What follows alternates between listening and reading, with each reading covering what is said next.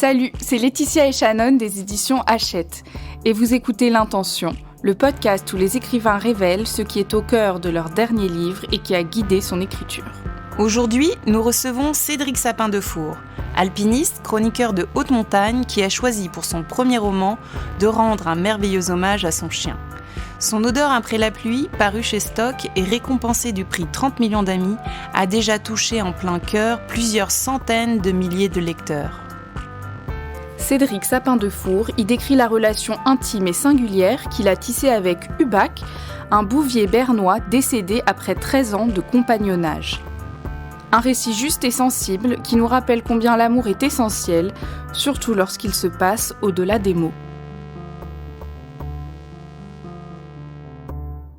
Ouais, tout se passe de mots autour de cette rencontre, mais malgré tout, on a envie de mettre des mots sur cette rencontre.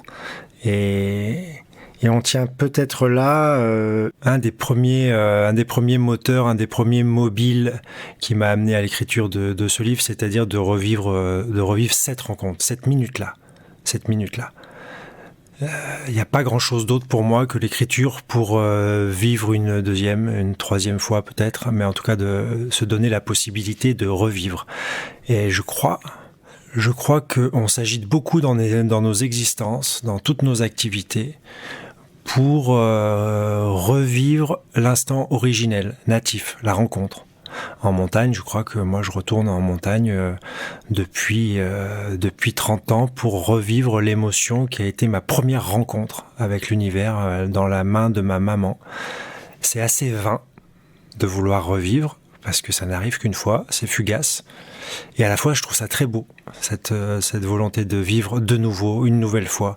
Et on l'a dans un coin de la tête, cette rencontre. À la fois, elle se passe de mots, évidemment, mais on a envie en tant qu'auteur, en tant qu'écrivain, d'y mettre des mots, justement pour couler ce moment bien au fond de notre mémoire et bien au fond de notre cœur et qu'il nous accompagne le plus longtemps possible. Première intention, saisir l'inattendu de la rencontre. En fait, c'est en amont même de cette rencontre, il se passe ce moment où je découvre l'existence d'Hubac, qui ne s'appelle pas encore Hubac, donc d'un chien, d'une portée de chien dans un journal d'annonces. Et cette lecture du journal d'annonces, elle se fait vraiment dans un endroit qui est inhabituel pour moi, qui est quand même tendance de façon assez frénétique à vivre dehors, dans la nature. Et là, c'est un lieu on ne peut plus impersonnel, noyé sous les néons, sous des musiques d'ambiance détestables. Enfin, vraiment, c'est un lieu qui est aux antipodes de la grâce et de la beauté que va m'apporter la venue d'Hubac dans ma vie. Mais c'est là. C'est à ce moment-là. Et ça, je crois très fort à l'idée que dans nos vies, il y a quand même une grande partie, la majorité, qu'on ne maîtrise pas tellement en fait. On s'en remet au sort et puis sur une toute petite fraction de notre existence, là par contre on peut faire quelque chose. Et il faut s'en emparer, il faut le faire avec conviction, vigueur, engagement.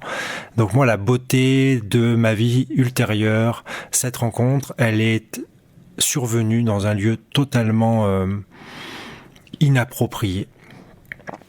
Mais quelque chose nous dit en fait que là il faut y aller. Il y a une part de soi qui nous dit que c'est tout à fait irrationnel et qu'il ne faut pas aller à la rencontre de cette autre vie, mais on s'en fiche et on y va. La rencontre physique avec Hubac, elle est singulière. Alors je crois que nous toutes et tous, lorsque l'on pense à nos histoires d'amour, on les estime différentes de toutes les autres, et intense comme nul autre, puissante comme nul autre. Donc ça, c'est pas tout à fait original. Mais à l'écriture, je me suis souvent demandé si j'étais en train de réinventer cette rencontre. Parce que c'est un piège dans l'écriture. On peut faire dire à notre mémoire un peu ce que l'on veut. On peut jouer avec ça, on peut trier, on peut un peu tricher. Là, je crois vraiment que c'est ce qui s'est passé. C'est-à-dire que Madame Château m'a accueilli chaleureusement. On s'est dit les 3-4 politesses habituelles qu'on dégaine de façon quasi pavlovienne lorsqu'on ne connaît pas. Et puis, nous avons longé la maison, nous sommes allés à l'arrière où il y avait les bouviers. Il y avait plusieurs races races de chiens. Les bouviers étaient derrière. Et nous sommes allés là-bas. Elle a ouvert ce fameux petit portillon. Et alors là, il y a une meute, une fratrie qui s'est mise en mouvement. Et sur l'annonce, il était écrit qu'il y avait 12 chiens. Et moi, j'ai compté rapidement, très rapidement. Et je n'en ai compté que 11. J'ai de nouveau compté, toujours 11. Et là est sorti de derrière le 12e, que je pensais être la 12e. Et alors là, vraiment, pendant quelques secondes, qui m'ont paru interminables, une indifférence totale à ma venue. Et on le sait, il n'y a rien de plus magnétique en amour que d'être snobé. Tout d'un coup, ça déclenche une interrogation. Et nos yeux se sont attrapés, et nos regards se sont attrapés pour ne plus jamais se perdre. Pourquoi cette rencontre a changé ma vie ? Parce que parce que moi j'étais dans une certaine disponibilité affective, certainement aussi, parce que j'étais à un moment de ma vie qui était ce moment-là où je sortais d'une grande adolescence, où je commençais à mettre un pied dans l'âge adulte, parce qu'à ce moment-là il était là et moi j'étais là, et que quelque chose qui s'appelle le sort a décidé de faire croiser nos vies. Et pourquoi ça a changé ma vie ? Parce que c'était tout à fait équilibré, c'était une relation tout à fait équilibrée, réciproque, horizontale, et que j'ai eu à côté de moi, auprès de moi, une sorte de distributeur d'amour, de joie, de loyauté, de sincérité. Et quand vous passez 13 années et plus de votre vie auprès d'un être vivant qui, de façon aussi généreuse, désintéressée, vous livre et vous offre chaque jour ces hauts sentiments, on ne peut être que modelé, on ne peut être que modifié, que rehaussé, que épaissi. Donc il a changé ma vie et je ne cesse de le remercier de cela. Deuxième intention, revivre par l'écriture les instants passés. Retrouver le déclencheur m'incitant à plonger dans l'exercice de l'écriture, je m'en souviens pas précisément. Je pourrais pas vous dire, c'était un matin, en me levant, j'ai vu le soleil et je me suis dit c'est là. Par contre, je me souviens du long processus qui m'a amené, et un processus joyeux, pas un processus tourmenté, qui m'a amené petit à petit à la certitude, à l'envie d'écrire sur notre vie partagée. Voilà, parce que alors il y a déjà eu le travail de deuil. Le deuil lié à la perte d'un animal n'échappe pas au saucissonnage des différentes étapes que l'on peut. On croit, comme les histoires d'amour, on croit que nous allons vivre notre deuil de façon tout à fait différente et singulière. Mais en fait, il y a des étapes comme ça incompressibles. Il y a la colère, il y a la tristesse, il y a le déni, il y a tout ça. Et à un moment, il y a le tamis de la mémoire qui commence à sélectionner plutôt les joies et les bonheurs passés. Et lorsque moi j'en ai été à ce moment-là, c'est-à-dire à pouvoir penser de nouveau à Hubac avec l'esquisse d'un sourire, avec quelque chose, une sorte de sirop doux, un baume dans le corps comme ça, en rigolant et en me disant qu'est-ce que c'était bien là, qu'est-ce que c'était beau là, qu'est-ce que c'était drôle lorsqu'il se coinçait entre deux arbres avec un bâton, voilà, tout ça. Quand on commence à pouvoir penser au passé de façon beaucoup plus rieuse et chaleureuse, là, l'exercice de l'écriture a été envisageable. Déjà, ça c'est sûr. Et après, le mobile et qui vient valider tout cela, c'est de passer de nouveau du temps avec Hubac. Enfin, l'écriture nous offre ça. L'écriture nous offre le privilège et la possibilité rare de pouvoir passer de nouveau du temps. Donc, lorsque je me suis dit, j'ai envie de nouveau d'aller me promener avec Hubac, je me suis pas gêné de ça, en fait. Voilà. Les émotions que l'on traverse au moment de l'écriture, alors surtout lorsque l'on s'adresse à notre propre passé et à notre propres expériences, en fait, on est très peu décideur.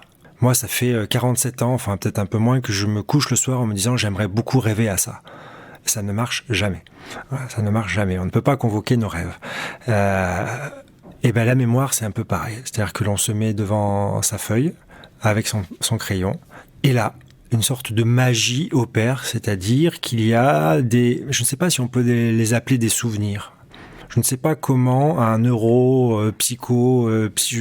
sais même pas son titre, nommerait, qualifierait des éléments de notre vie passée qui sont comme ça dans notre cortex mnésique quelque part, mais avec lesquels on ne dialogue plus. Ils sont dans une espèce de gare de triage comme ça, peut-être qu'ils vont totalement disparaître. Et l'écriture les rattrape in extremis avant la bascule. Et là, vous êtes devant votre feuille et vous vous dites mais oui, ce matin-là, mais oui, ce jour-là, mais oui, cet instant-là. Sauf qu'au tamis de la mémoire, il n'y a pas un tamis de la mémoire pour les souvenirs heureux et un tamis de la mémoire pour les souvenirs douloureux. Donc en fait, selon, on vous renvoie un baume ou on vous renvoie un bon crochet du droit, et il faut tout accepter. Et c'est, je crois, ce qui fait revenir à chaque jour à l'écriture, c'est-à-dire d'aller, vous savez, cette espèce de coffre en bois là qu'on a chez nos grands-parents avec tous nos jouets, et dans lequel on plonge et on se dit mais oui, c'est vrai, il y a ce jeu là. Puis de temps en temps, en fouillant un peu, on se pique avec quelque chose. C'est cette image là que j'ai. Troisième intention, entretenir un dialogue avec la nature. Est-ce que c'est lui ? Est-ce que c'est lui qui m'a éduqué ? Est-ce que c'est moi ? Je n'ai pas tout à fait la réponse, sauf que je crois que c'est la dyade, le duo, qui s'est empli, voilà, par l'un, par l'autre. Voilà, moi j'ai fait en sorte, j'ai essayé d'établir la relation la plus équilibrée entre cet animal et moi, parce que j'étais tout à fait conscient de par qui je suis, de par mon éducation, mes lectures du monde et des livres. J'étais intimement persuadé que j'avais autant à apprendre de lui qu'il se nourrirait de mes expériences. Voilà. Donc j'ai essayé de faire en sorte que cette relation soit la plus horizontale possible. Alors évidemment, en tant qu'homme, nous sommes assez prescripteurs dans une relation avec l'animal. Nous choisissons son nom. On parlait du nom. Ce n'est pas lui qui a choisi son nom. C'est moi qui ai la main sur le bol de croquettes. Et donc nous sommes assez décideurs, mais j'ai toujours fait en sorte que ce soit le plus horizontal possible. Et il faudrait lui demander si lui s'est transformé, a grandi, s'est épaissi. Mais moi, c'est certain il a été un tuteur, il a été un mentor. Je ne suis pas le même homme aujourd'hui que je l'étais avant de le connaître. Et je lui suis reconnaissant de ce qu'il m'a amené en termes à la fois de force et de capacité à affronter le monde, et à la fois de sensibilité, de porosité. Je suis beaucoup plus réceptif, beaucoup plus sensible. Alors moi, la sensibilité pour moi est la force absolue. Et il a fait ça de moi, en fait, de façon tout à fait douce, de façon tout à fait joyeuse et peut-être même inconsciente de sa part, mais il a fait de moi un homme à la fois beaucoup plus gaillard pour affronter les vices du monde, pas pour les fuir, mais pour me mettre un peu en lisière de tout ça, mais et tout à la fois en y étant beaucoup plus attentif et réceptif. Une cuirasse poreuse en fait. Mon rapport à la nature, il était déjà assez, pas particulier, mais de par mes activités. De par mes activités d'alpiniste, de skieur, de haute montagne, etc., il me fallait et il me faut toujours entretenir un dialogue avec la nature. Et c'est peut-être moi, si je devais extraire une de mes motivations parmi les nombreuses qui m'amènent à pratiquer les activités de montagne, les activités qu'on dit de nature, c'est justement d'établir de façon la plus humble et la plus attentive possible une relation d'écoute. Quand vous faites de la montagne, vous écoutez le vent. Vous scrutez la neige, les nuances de la neige, parce que c'est une question d'intégrité physique. Faut pas se tromper, il faut aller au bon endroit. Vous tapotez le rocher. En fait, vous êtes en permanence dans une discussion, là encore la plus horizontale possible, avec les éléments, avec le milieu. Et lorsque Ubak, donc un animal, est venu dans ma vie, ça n'a fait que renforcer cela. À la fois, ça l'a renforcé parce que je l'ai observé lire le milieu. Je l'ai observé utiliser tous ses sens, de l'ouïe, de l'acuité de son ouïe, du frottement aux arbres, de son odorat bien plus perspicace que le mien. Donc je l'ai observé dialoguer avec les éléments autour de lui. Et j'ai pris une bonne leçon aussi, parce que je m'estimais tout à fait expert dans ma capacité à comprendre et à lire le milieu. Et en fait, lui voyait ce milieu s'animer, devenir explicite bien avant moi et de façon bien plus fine. Donc je me suis inspiré de lui. Donc je crois vraiment que la relation qui a été la mienne avec celle du bac, elle a été différente notamment parce qu'elle s'est établie dehors beaucoup. Peut-être que c'est un des facteurs qui a amené à ce qu'elle soit la plus horizontale, équilibrée. J'utilise ces mots depuis le départ, mais parce qu'en fait, on était dans un environnement où il était plus expert que moi. Cet instinct animal-là que peut-être nous avions avant, voilà. Mais comme on a été très fort pour entourer notre quotidien et notre vie de joujous qui doivent nous donner la réponse, petit à petit on est devenu un petit peu moins débrouillé, on s'est affadi dans notre capacité à comprendre et à lire le milieu. Et moi j'ose croire que nos ancêtres savaient ça, savaient sentir, savaient percevoir, savaient ressentir. 4e intention, célébrer un amour total et horizontal. Que m'a-t-il appris sur l'amour ? L'audace d'aimer. Voilà. Un animal, un chien, Ubak. Moi, j'ai toujours du mal à dire l'animal, les chiens, le chien. Je vous parle d'Ubak. Voilà. J'ai trop de respect pour l'altérité, l'unicité, l'originalité d'un être, quel qu'il soit, pour ne pas tout de suite l'enfermer dans une catégorie. Donc, je peux vous parler d'Ubak. Et Ubak, il ne se posait jamais la question de ce qui était recevable, légitime de faire dans l'expression de son amour. Voilà, il y a un canal direct entre l'amour qu'il éprouvait et l'expression de cet amour à sa façon, avec son langage. Et nous, on est toujours en train un peu de gesticuler. Est-ce que je le dis ? Qu'est-ce que j'ai à perdre, en fait ? Qu'est-ce que j'ai à perdre à exprimer mon amour à telle personne, pour telle œuvre, pour telle... moi, je suis sorti de cette relation en me disant, enfin même pas en me disant, c'est devenu tout à fait naturel dans mon appréhension du monde, et j'ai peut-être aussi été éduqué comme ça. Il y avait un terreau, mais je ne mets pas tout à fait beaucoup de filtres entre ce que je ressens et ce que je vais exprimer dans un sens ou dans l'autre. Voilà, notamment l'audace d'aimer. Et je pense que c'est aussi le plus bel hommage que je puisse rendre au passage du bac dans ma vie, que de croire encore à l'amour possible même d'un autre chien. Voilà.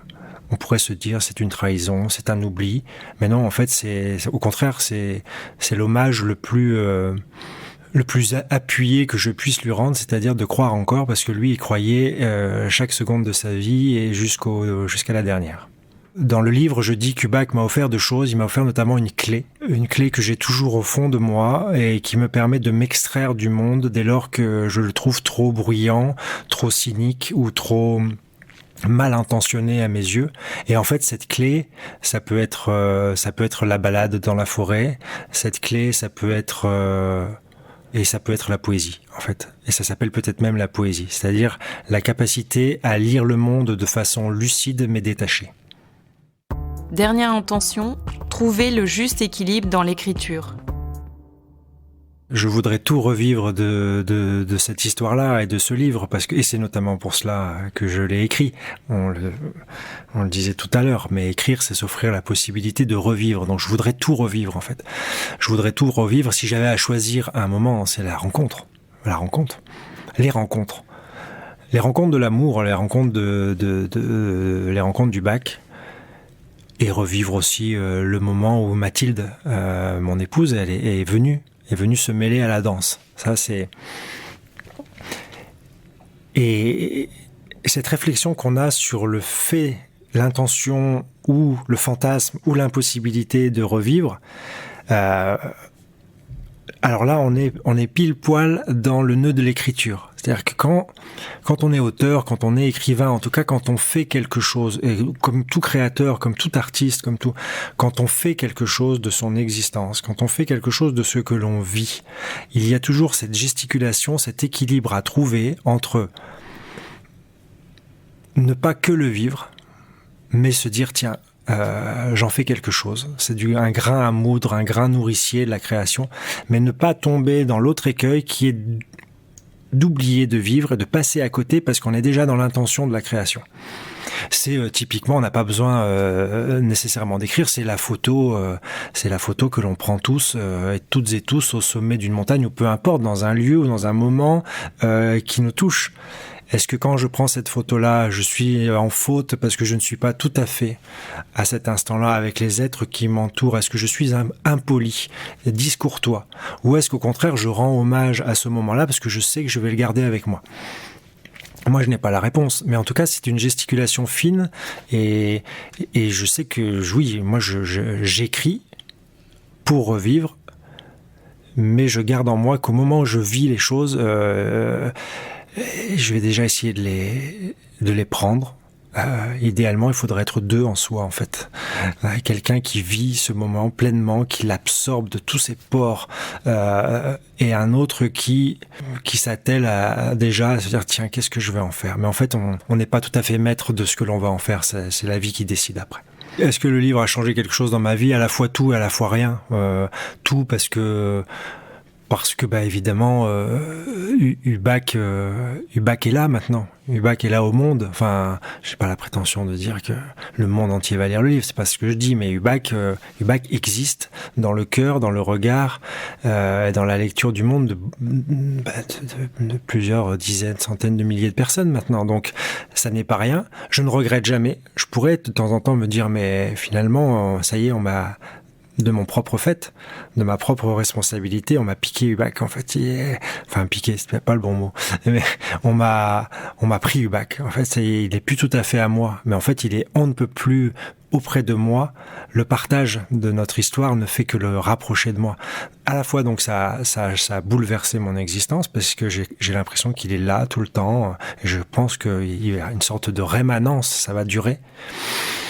Et à la fois, moi, ma vie, c'est le mouvement dans la nature, dans la forêt, me lever face au soleil dans les montagnes, être beaucoup joué. Et ça n'a pas changé. Ça n'a pas changé et ça ne changera pas. Parce que c'est la garantie d'une forme d'équilibre et c'est ce qui fait ce que je suis et je ne prétends pas du tout ni à la perfection ni à l'exemplarité, mais je n'ai pas tout à fait envie d'être une autre personne que celle que je suis actuellement. Donc je prends garde et je sais où se terre ma source d'équilibre. Finissons en musique. C'est drôle que vous me parliez de la musique autour du livre et en tout cas concomitante à l'exercice de l'écriture, parce qu'en fait je parle dans le livre de ce moment très festif, très joyeux, peut-être un des derniers moments de vitalité assez exubérante de la part d'Hubac, lorsque j'ai réussi à capter un peu de son air, de son expiration dans un ballon de baudruche qui traînait là, et c'était sur l'album des Pogs, le Mahone, cet album moi qui m'a... Alors en plus que ça vienne d'un groupe de punk un peu celtique comme ça me va très bien, mais je me rappelle précisément de ce moment-là. Je me rappelle précisément de notre danse, toute la meute là, toute la famille sur ce titre-là. Et en fait, quand j'ai commencé à écrire, je n'ai pas réussi à me mettre autre chose dans la tête. La musique est très importante dans ma vie. J'ai toujours de la musique autour de moi et à chaque fois que je montais dans ma petite pièce d'écriture, sur la chaise devant mon bureau, revenez parce que cet album il est à la fois très festif mais très mélancolique, il est très énergisant. Moi j'écoute certains titres de cet album et je bondis et je n'ai qu'une envie, c'est de courir le monde, et puis de temps en temps il pose et je l'ai en tête. Et bizarrement, depuis que le livre est sorti, elle est un peu partie, cette musique, ces titres-là sont un peu partis. Et j'ai plus qu'une mélodie, j'ai des mots d'une chanson qui ne cessent que j'aimais déjà beaucoup. Je porte une admiration sans borne pour Souchon. En une phrase, il peut dire la vie, il peut dire le monde. Je trouve ça incroyable. Et dans Rive Gauche, il y a une phrase où il chante « La vie, c'est du théâtre et des souvenirs. Mais nous sommes opiniâtres à ne pas mourir. » Et j'ai ça en tête, je trouve ça merveilleux, parce que ça rappelle le jeu qu'est l'existence, ça rappelle qu'elle est d'une fugacité, on pense pouvoir l'attraper, la capter, la ralentir, mais elle fuit comme ça. Mais malgré tout, malgré cette certitude que nous avons de, éventuellement, la fugacité, la superficialité de tout ça, on s'accroche. On s'accroche et on aimerait bien que ça dure. Donc à la fois, il y a cette mélodie qui accompagnait l'écriture du livre et je ne sais pas vous dire pourquoi, mystère des connexions synaptiques depuis que ce livre est sorti. Cette phrase est tatouée dans mon cortex. C'était L'Intention, le podcast des éditions Hachette où les écrivains de fiction, de non-fiction, de BD et de jeunesse révèlent l'intention cruciale au cœur de leur dernier livre. Si cet épisode vous a plu, faites-le savoir en nous envoyant des cœurs, des commentaires sympas et des étoiles. Et on vous retrouve bientôt pour un prochain épisode.